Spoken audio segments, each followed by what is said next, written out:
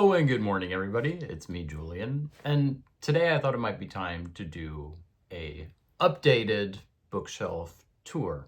It's been a couple of years since I've actually recorded one of these, and after last week's video in which I talked about why you should get into theory, there were a lot of comments asking me for reading recommendations. And so I thought maybe today I could give you a couple of those recommendations and sort of talk you through some of the theory and philosophy books that I've collected back here.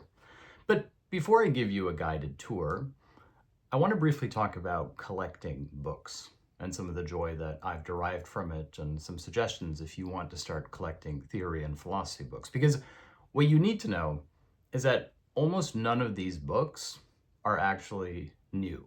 Like they're almost all secondhand. In fact, I would say that maybe I've only bought one or two of these books online. All of them I've enjoyed buying at secondhand bookstores over the years. Like this is a collection, by which I mean that I've spent countless hours browsing through various secondhand bookstores. I can share some of my favorite ones with you for theory specifically, if you're interested. Like Judd Books in London is amazing. Magus Books in Seattle. Moe's in Berkeley, California is really, really good for theory. Like you could probably buy like a third of this collection just at Moe's. To name but a few. Like there's certain bookstores where you can just find really good old used copies of theory books and philosophy books. Because here's the thing, philosophy books, academic books, theory books, they're really expensive. Like a lot of them will be like 50, 60 bucks, and we're not even talking about like an actual like full collection. It could be a single volume. And so what I would highly recommend is that if you're into the idea of collecting philosophy and theory books, that you really approach it like a collection, like in the same way that you would approach like a record collection, that you enjoy slowly discovering texts and adding to your collection. And when you do that, you'll find that there's some series that you might get into. So you're looking to like complete a set, like over behind here, I've got the Verso Radical Thinker series, which is one of the first things I started collecting because they're numbered, and I do love me some numbers on a spine. Like, I actually wish that philosophy books were like those old Donald Duck comic books, where like if you collected a whole set, it would like be a picture running along the spines, or like with certain manga sets. Like if they did that for philosophy and theory, I would love that. So you can get into collecting. It could be a series, it could be an author that you're really into, but when you get a little bit further into collecting, it can also be about certain publishers that you're into. So like Verso Press is a really, really good publisher when it comes to philosophy and left-wing theory in particular. But like MIT Press does really good ones. Princeton does some interesting ones. And then if you start expanding your range into like German texts, like primary sources, or French ones, then there's all these other series that you can get into as well. In fact, in my previous video, I made the argument that reading philosophy is like world building. Like reading philosophy in theory, I should say, is like world building. You learn a little bit more, and then it opens up a new level, and then you can read that text, and you can loop back around like in a video game and access another area that you didn't understand before. But the same is also true when it comes to collecting, which is that you pick up one book and then you start wanting to collect other books. And so I'm going to be totally honest with you that the books that I have back here are like a collection. They're a labor of love that reflect like 10 years worth of just the process of discovery, of picking up new texts, of making connections and enjoying them. And so the way that they connect is very personal to me. Like I can see connections in this collection that reflect my own journey of discovery and reading. And to me, that's more valuable than just picking up like a complete edition or set of Freud or Hegel or something like that, which you can do, but then you don't get that joy from collecting it piece by piece, or finding that one book that you've been looking for forever. Like, yeah, you could go online and find it, but when you find it on the shelf, it just feels extra satisfying. And I'm actually in the point in my journey where there's some books that I feel like I want to buy twice just because I like them so much. But I've also learned to leave certain books for other people. Like a couple months ago, I was in LA and I was at a little secondhand bookstore in Santa Monica, or actually this was in Venice. And there was a signed copy of, I don't know if I can find it here.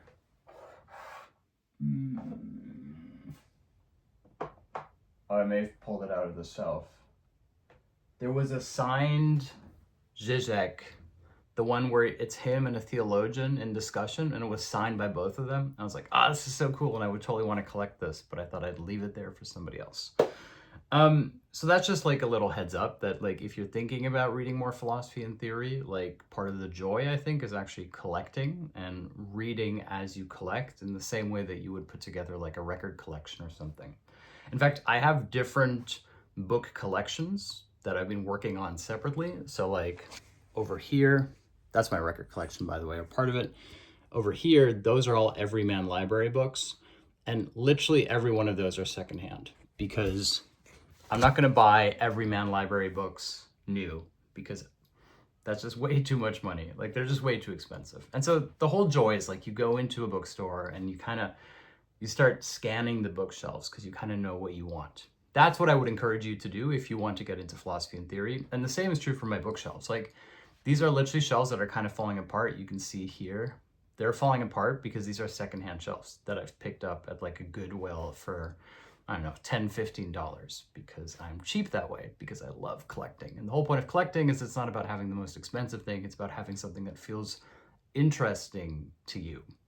In fact, one of the things I think you'll find if you start reading more philosophy and theory, at least for me, is that you can kind of like, you start a little bit simple, by which I mean like you read things that speak to you quite effortlessly, like usually like cultural analysis or social theory or something broader like Michel de Montaigne's essays.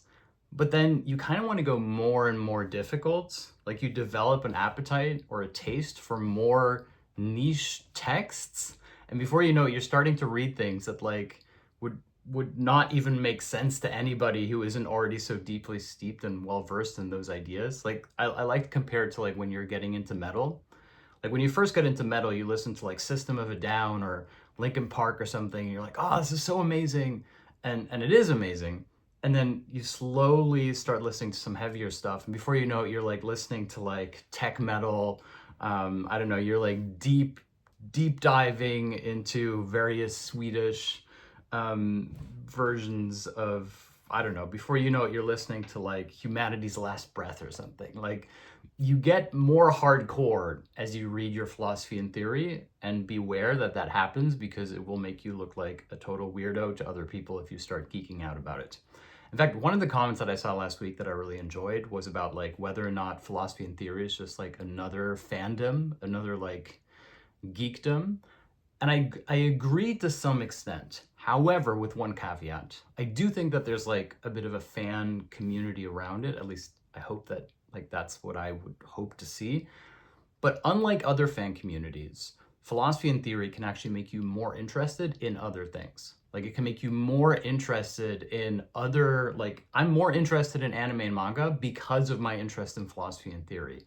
I'm more interested in video games and movies and those things because of my interest in philosophy and theory. So I think like unlike other niche hobbies or obsessions, philosophy can actually be an obsession that goes down but also expands into other things. At least that's been my experience. Okay, I've talked a little bit about collecting in general, but let's get to the shelf. Now, one more thing. I grew up with a dad who had a home library. So he had tons of books in his study.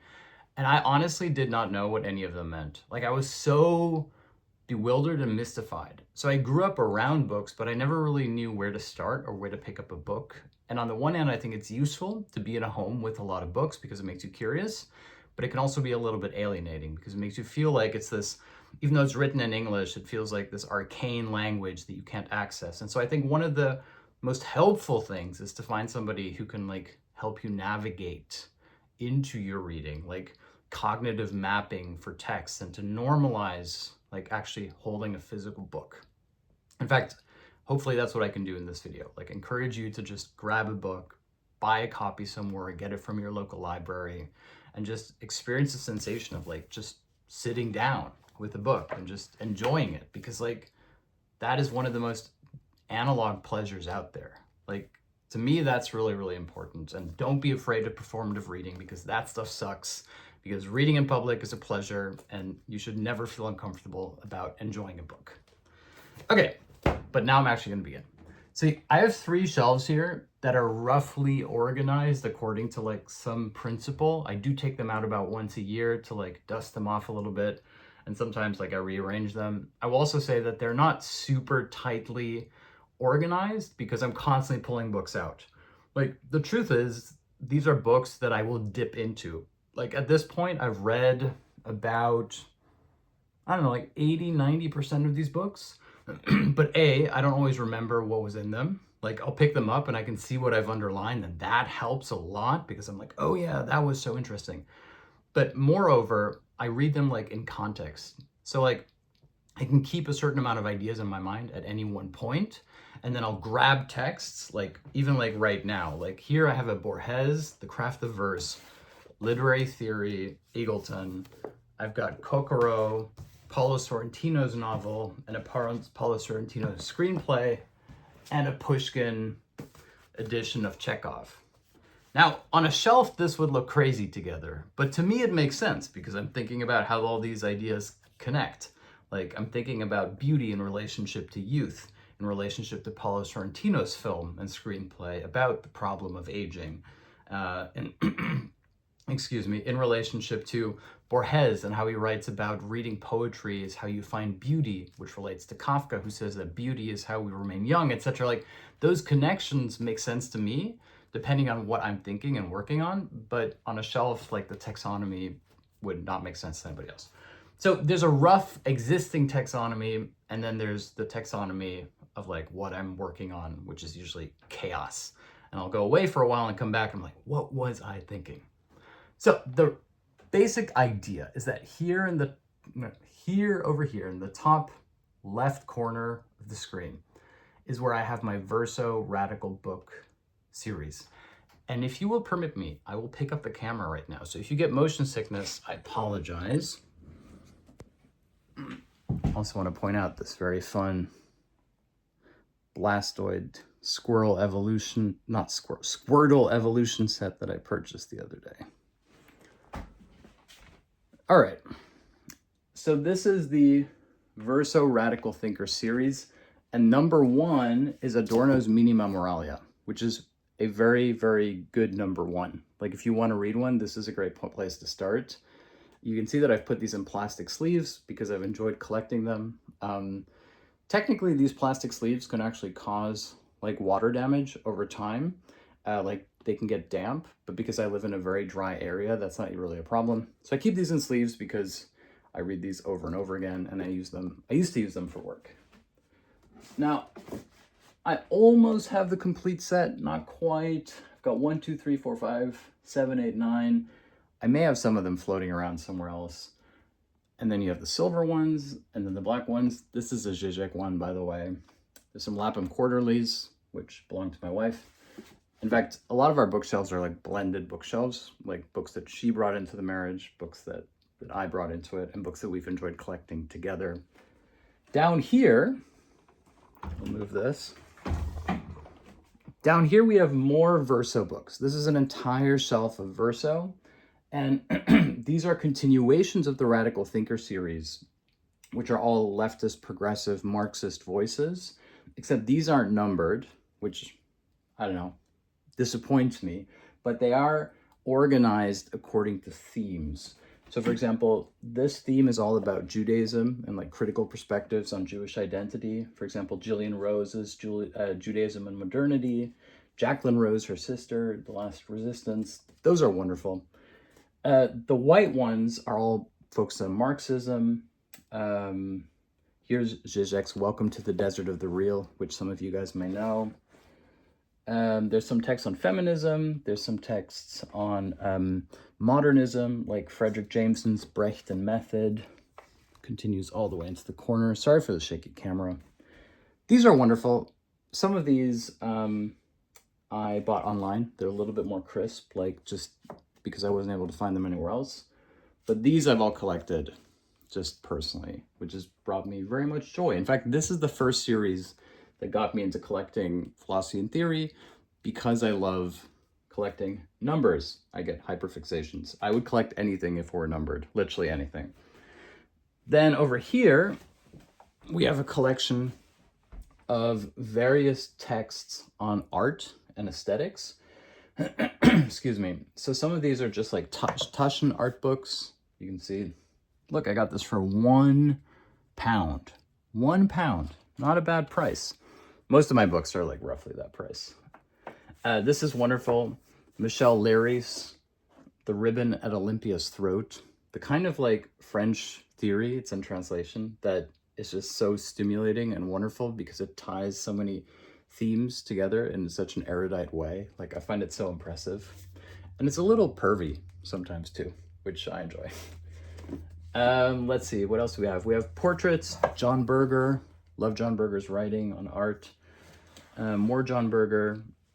Down here, another collection on various aesthetic things. The one thing that I haven't opened here, you can see staring at you, is Beckett, the collected works of Beckett, because usually when I read him, I have cheaper texts that I pick up instead. But I thought this was fun. I got this at the last bookstore in LA for a great discounted price. This is very fun. I got this at Moe's Books, I think. This is the French Dispatch screenplay. Not philosophy or theory, but it happened to be here. This is a wonderful book. Fit No Tools, Shakespeare is Hard, But So Is Life, makes the argument that the way in which Shakespeare is taught at in a lot of elementary education is unnecessarily moralistic and ideological, and that we need to liberate the bard from contemporary neoliberal, post-Victorian moralizing ideology. Fit No Tools is an amazing writer. I love everything he's written. Down here, some miscellaneous theory texts. An interesting biography of Rowan Williams, the former Archbishop of Canterbury, also a philosopher and theologian who I had the pleasure of meeting at Canterbury when I used to work at the King's School. Not only a wonderful human being, but extremely well-spoken and erudite, and a gentle and thoughtful soul. Truly one of the great thinkers of our time. And as it so happens, also a close friend of Slavoj Žižek. Very interesting. Highly recommend you watch one of his YouTube videos.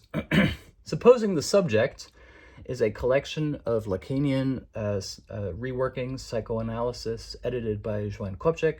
Really, really interesting stuff.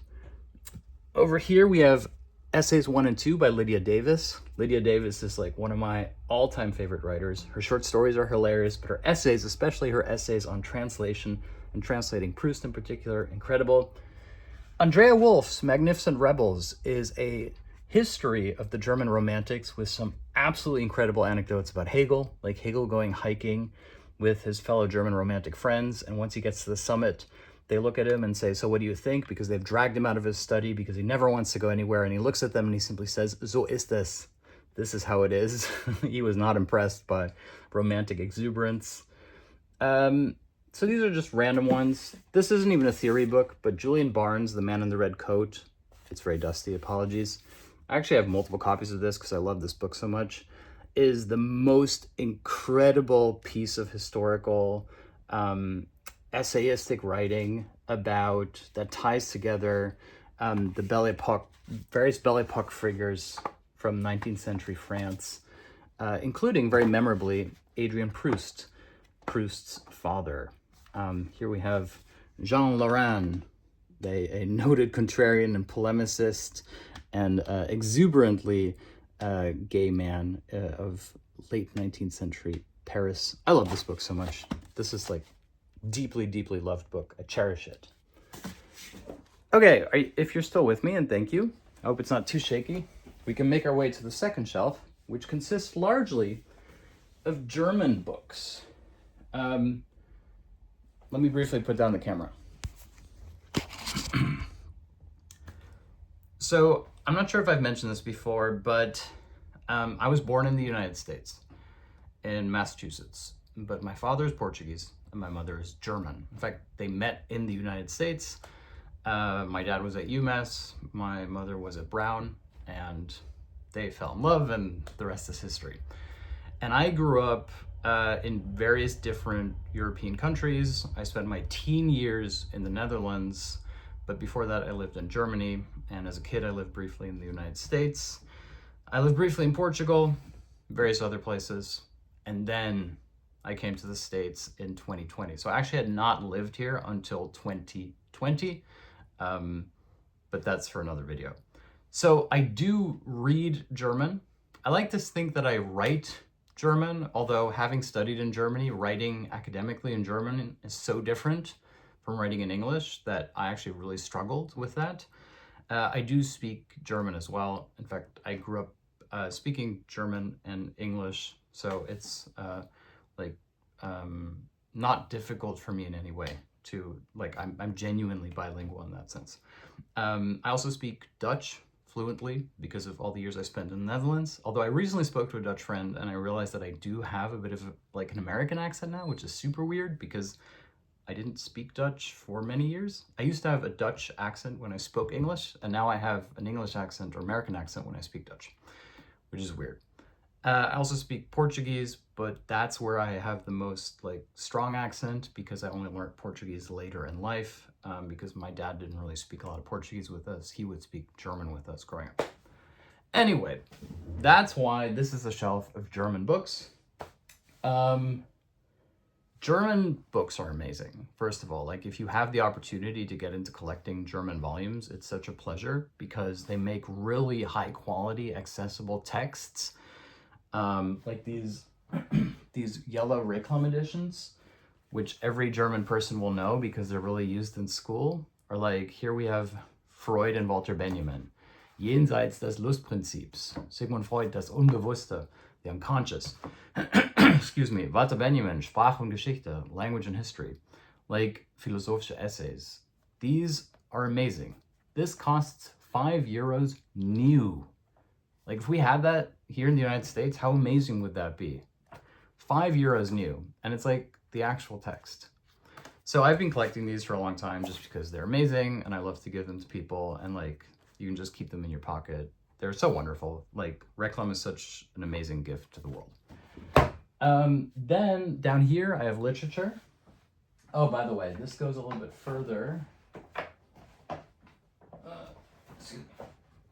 Let me grab some of these.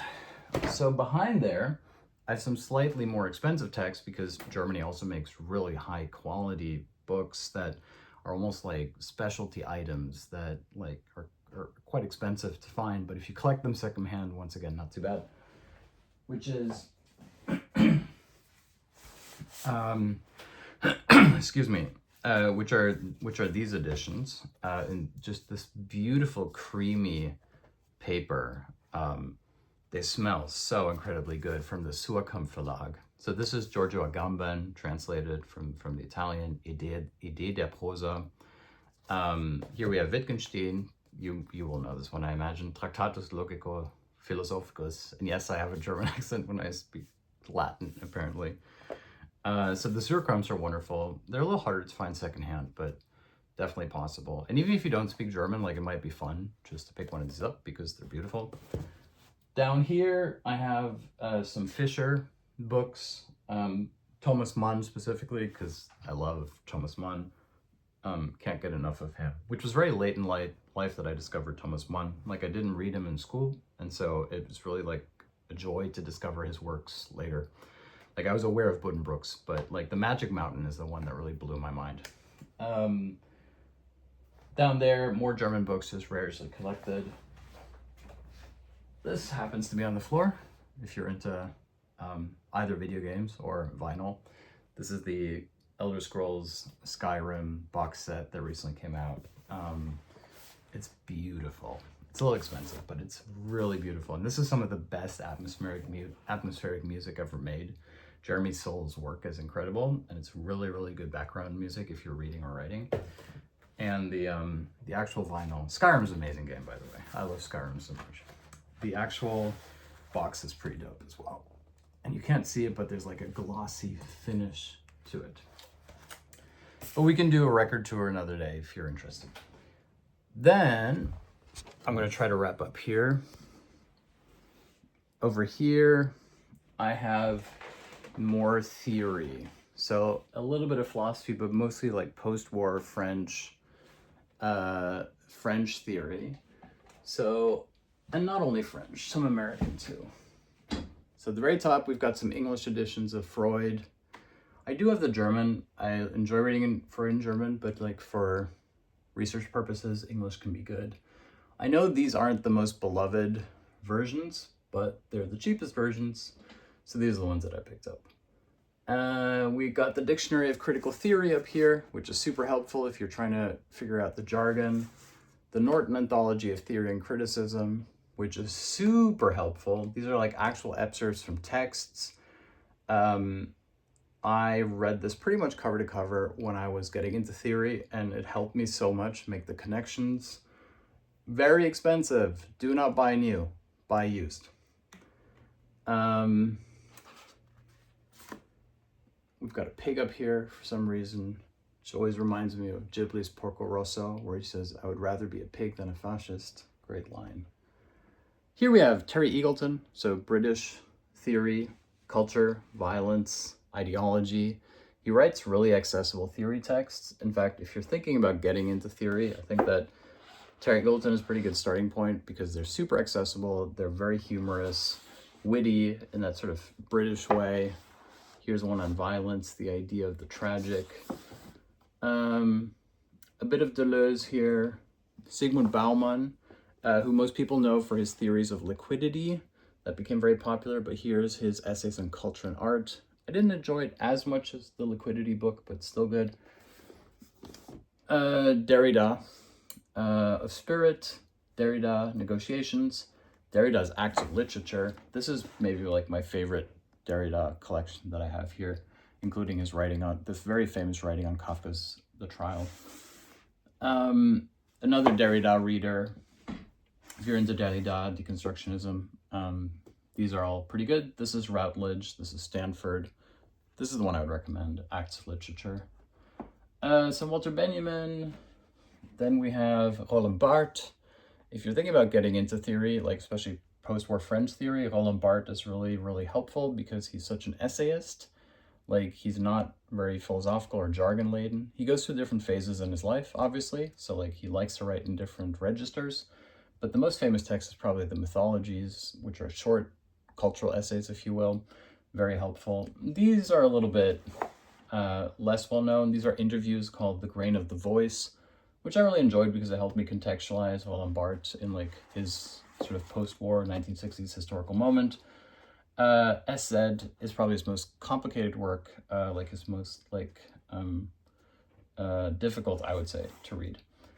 We've got Badiou on Lacan, some more Badiou, a whole shelf of Badiou, Alain Badiou, which a lot of his shorter texts are actually super accessible, so you don't even have to get stuck in the woods unless you want to on his more difficult work. The one that I would recommend is actually Pocket Pantheon, which is a short introduction to various post-war French thinkers, published with Verso Press. But they're all pretty fun. Like, they're short. Like, Wittgenstein's Anti-Philosophy is like surprisingly amazing. The Rebirth of Philosophy is pretty good. Times of Riots and Uprisings. Some of these polemics don't hold up as well just because like they're a bit more dated by now, but I think still worth reading. Then over here, got a little Spirited Away figurine. What's this? Oh, John Sandow. John Sandow is a wonderful bookstore in the UK. A little catalog they sent me. Tintin figure. Some Lacan. Lacan's Écrits. Here's the English translation. Notoriously difficult. Like I said before, it's like metal. The more theory you read, the more difficult theory you want to read. So, I don't know, this would be like tech, death metal levels, like inaccessible, but also very rewarding if you're at that level. Here we have Lacan's Transference, Polity, Seminars. Really nice edition, hardcover. Pick this up. I mean, they're all secondhand. Perhaps one of the best introductions is Lacan's My Teaching with Verso, which is a short collection of lectures that he did for layman audiences, so people who were not into psychoanalysis, which is like a gentle introduction to like his style of thinking. There's another Lacan introduction, not my favorite, but still useful, by Martin Murray, which is pretty, oops, sorry, Tintin. Another Tintin figure here, carrying, I think, bricks, but I like to think of them as books. Let's see, Frederick Jameson, who is probably like the biggest influence on my thinking overall. Like, I do a lot of work on Zizek, but Frederick Jameson is probably like the strongest influence that I don't mention a lot. R.I.P. Which one to start with? This is the really famous one, Postmodernism, or the Cultural Logic of Late Capitalism. I read this one when I was in school. I loved it. It really helped me get into theory. It's about art, culture, ideology, postmodernism. Super influential, super readable, really fun. The Antinomies of Realism, amazing cover, by the way, is one of my favorites. American Utopia is kind of a weird one. He argues that like the military might be like the only remaining utopian organization today. That's sort of interesting argument. Whole bunch of books. They're all, this one's on science fiction, archaeologies of the future. Here's an introduction to Frederick Jameson that I think is actually super good by one of his former students, Robert T. Talley Jr., called The Project of Dialectical Criticism. This has super influenced how I approach my own work. Frederick Jameson was in many ways an educator, first and foremost, even though he was a prolific writer. And this really emphasizes like the project of dialectical thinking and dialectical teaching, which I think doesn't get mentioned enough, because we think of the great thinkers and the great philosophers like as these solipsistic people who just live in a bubble. But Frederick Jameson wasn't like that. He believed in dialectical teaching as a lifelong project, and I admire that so much. We've got some Byung-Hul Chan over here. I don't know how that ended up there. Some more Terry Eagleton, The Task of the Critic, Humor, Radical Sacrifice, some of his religious writing. It's pretty cool. I'll try to speed up a little bit because I know I'm going a little long. Here we have the Zizek shelf, also Boy and the Heron, and a picture of Jack White. Here we have a Zizek shelf. These are all Zizek books. Actually, no, almost all Zizek books.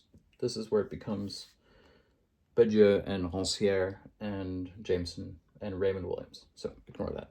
This is the Zizek. So this is the Zizek part. A good starting text would be probably Zizek's Violence, if you want some of his polemics, like cultural, political, social analysis. And if you want to get more into the woods, I think that Sex in the Field Absolute is actually the best summary of like the development of his thought, even though it's quite technical. Absolute Recoil, or Absoluter Gegenstoß, which is the original term, is amazing. This is like super underrated, I think. Then we have another Zizek shelf over here. Living in the End Times was the first Zizek book that I read. I felt very overwhelmed by it, but it's such a good introduction because it blends his polemics and his cultural analysis with his philosophical work. Not one that I would reread now, but if you're getting into Zizek, super recommended. A really nice edition of MIT's The Monstrosity of Christ. I love this one. Okay, I'm going to wrap up. Down here, random books that I've sort of been reading. Often I keep books here that like I'm in the process of reading. And down here, some art books, including Saga. Oh, comic books. Saga, The Incal, amazing. Fight Club comic book series. Some more art books. All right. Thank you so much. I know that's been a long video. I was going to do this as a live stream, but for some reason YouTube won't let me live stream today. Thank you for watching. Above all, I hope that this encourages you to just enjoy collecting and reading philosophy and theory books. I look forward to hearing some of your thoughts in the comments. I thought from the last video, I got such a kick reading your guys' comments. Like, it was such a good vibe overall. And it just really made me feel like we're building a community here. And for a while, I just wasn't always looking at the comments because I didn't want to feel bad because people would say unkind things. And one of my, I'm not sure if I should share this, but like, which is meta, I struggle, like one of my traumas is that I struggle to share things that I love, because when I share things that I love, it gives people an opportunity to say, well, that sucks. And so I keep things close to my chest because over the course of my life, whenever I get enthusiastic about things, it can be really painful when other people try to then, like, they just don't get it, or they don't like it, or they feel intimidated by my enthusiasm. So hopefully this finds the right audience. I'm really like hoping that this is something that will generate enthusiasm for you, because this is something that I love.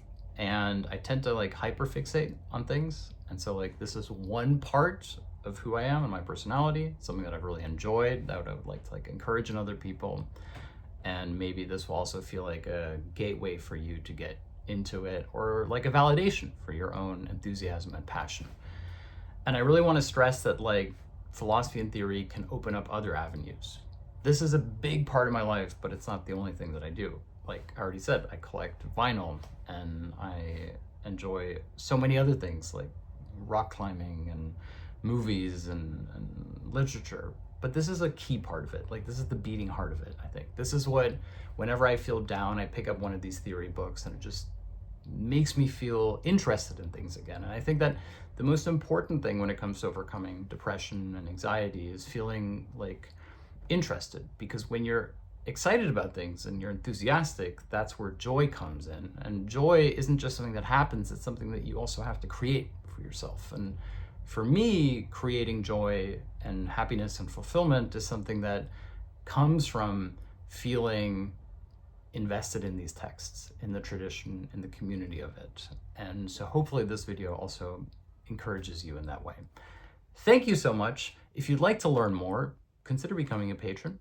On our Patreon, our learning community, as I call it, is like a group where we engage more in theoretical discussions, but we also talk about art and literature. I have a bonus podcast that I record. It's like a members only podcast I record after every video, where for about 45 minutes, me and my wife talk about what we're thinking and reading. We also answer your questions on Discord. I post the lectures as audio downloads so you can like learn incrementally. I've posted like more than 100 lectures at this point.